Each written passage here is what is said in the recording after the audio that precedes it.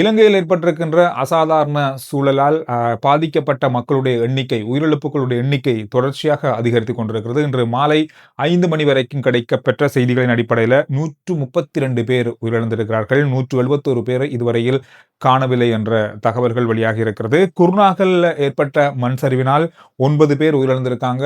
24 பேரை காணவில்லை அப்படின்ற செய்தி வந்திருக்கிறது. அதோட பன்னல பகுதியில் ஏற்பட்ட முதியோர் இல்லத்தில் ஏற்பட்ட வெள்ளப்பெருக்கின் காரணமாக 11 முதியவர்கள் உயிரிழந்திருக்கிறார்கள். 14 பேர் அங்கிருந்து மீட்கப்பட்டதாக சொல்லப்பட்டிருக்கிறது. இதில் உயிரிழந்தவர்கள் அனைவரும் பெண்கள் அப்படின்றதையும் பார்க்கக்கூடியதாக இருந்தது. அதோடு சேர்த்து அளவத்துக்கொட பகுதியில் இடம்பெற்ற மண் சரிவின் காரணமாக 10 பேர் உயிரிழந்திருக்கிறார்கள். 40 பேரை இதுவரையில் காணவில்லை என்ற செய்தியும் வந்திருக்கிறது. அதோட கொத்மலையில் இடம்பெற்ற மண் சரிவின் காரணமாக 14 பேர் உயிரிழந்திருப்பதாகவும் 21 பேரை காணவில்லை அப்படின்ற செய்தியும் வெளியாகி இருக்கிறது.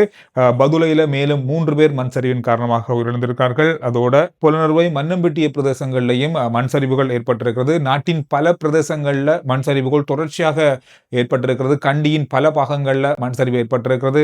மலையகத்தினுடைய பல பிரதேசங்களில் மண் சரிவு ஏற்பட்டிருக்கிறது. சரியான தகவல்கள், மீட்பு பணிகள் இதுவரையில நடக்காதன் காரணமாக தகவல்களை பெற முடியாமல் இருப்பதாகவும், காரணம் மின்தடை, தொலைத்தொடர்பு கோபுரங்கள் இயங்காமை, தொடர்புகள் எதுவும் பெறப்பட முடியாத நிலையில அந்த இடங்களில் ஏற்பட்ட சேதங்கள், மண் சரிவுகளுடைய உயிரிழப்புகள், அது தொடர்பான இழப்புகள் பற்றிய தகவல்களை அறிந்து கொள்ள முடியாமல் இருப்பதாகவும், மீட்பு பணி குழு எந்தெந்த பிரதேசத்துக்கெல்லாம் செல்ல முடியுமோ அந்தந்த பிரதேசங்களுக்கெல்லாம் சென்று இப்பொழுது மீட்பு பணிகளை ஆரம்பித்திருப்பதாக சொல்லப்பட்டிருக்கிறது. இதோட எங்கெங்க மக்கள் தங்கியிருக்கிறார்கள் அல்லது சிக்கியிருக்கிறார்கள், காப்பாற்றக்கூடிய வழிமுறைகளை தேடும் பொழுது தொலைபேசி அழைப்புகளை பெற்றுக்கொள்ள முடியாத அல்லது ஏற்றுக்கொள்ள முடியாத, எடுத்துக்கொள்ள முடியாத அளவில் பலதரப்பட்ட மக்கள் இப்பொழுது வீடுகளின் கூரைகளின் மேல் உயரமான பகுதிகளில், கட்டடங்களின் உயரமான பகுதிகளில் மரங்களில் தங்கியிருப்பது அதிகரித்திருப்பதாகவும், இவர்களை மீட்கும் பணிகள் தொடர்ச்சியாக இடம்பெற்றுக் கொண்டிருப்பதாக சொல்லப்பட்டிருக்கிறது. சற்று நேரத்துக்கு முன்பு மதிய நேரத்தில் ஜனாதிபதியினுடைய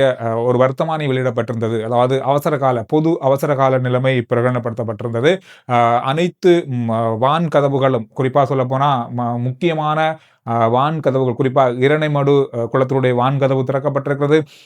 இலங்கையினுடைய பல பாகங்களில் இருக்கிற வான் கதவுகள் திறக்கப்பட்டிருக்கிறது. கரணி கங்கையினுடைய நீர்மட்டம் தொடர்ச்சியாக அதிகரித்து வருவதாக சொல்லப்பட்டிருக்கிறது. இந்த அதிகரிப்பின் காரணமாக தொடர்ந்தும் கொழும்பின் தாழ்நில பகுதி, கழனி கங்கையை அண்டியுள்ள பல பகுதிகள் நீரில் தொடர்ச்சியாக மூழ்கி இருப்பதையும் பார்க்கக்கூடியதாக இருக்கு.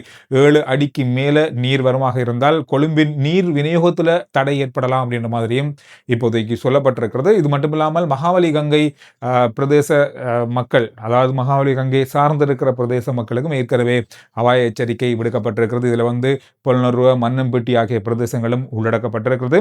இதுக்கு முதல்ல சொன்ன மாதிரி மக்கள் மீட்பு பணிகள், மக்களை மீட்கின்ற பணிகள் அதிகளவாக நடந்து வந்தாலும் இன்னும் கடந்த 24 மணித்தியாலங்களாக பலர் தங்களுடைய வீடுகளின் கூரைகளில், கட்டடங்களின் கூரைகளில் இருப்பதன் காரணமாக இப்பொழுது அவர்கள் தொடர்பு கொள்ள முடியாது. அனர்த்த முகாமைத்துவ மையத்தையோ அல்லது போலீசாரையோ உதவி கோரக்கூடிய இடங்களையோ தொடர்பு கொள்ள முடியாமல் இருப்பதன் காரணமாக இப்பொழுது ஹெலிகாப்டர்கள் மூலமாக நாட்டின் பல பகுதிகளுக்கு கண்காணிப்பு நடவடிக்கைகள் மேற்கொள்ளப்பட்டு வருகிறது. இதற்கு 2 இந்திய ஹெலிகாப்டர்கள் பயன்படுத்தப்படுகிறது. இலங்கையினுடைய விமானப்படை ஹெலிகாப்டரோடு சேர்த்து விக்ரான் யுத்த கப்பல் இலங்கையில தடுத்து நீக்கப்பட்டிருக்கிறது. அந்த கப்பல்ல இருந்து எடுக்கப்பட்ட 2 ஹெலிகாப்டர்கள் இப்பொழுது இந்த கண்காணிப்பு நடவடிக்கைகளுக்காக பயன்படுத்தப்படுவதாக சொல்லப்பட்டிருக்கு. எனவே இறுதியாக கிடைத்த சுருக்கமான செய்திகள் இவை.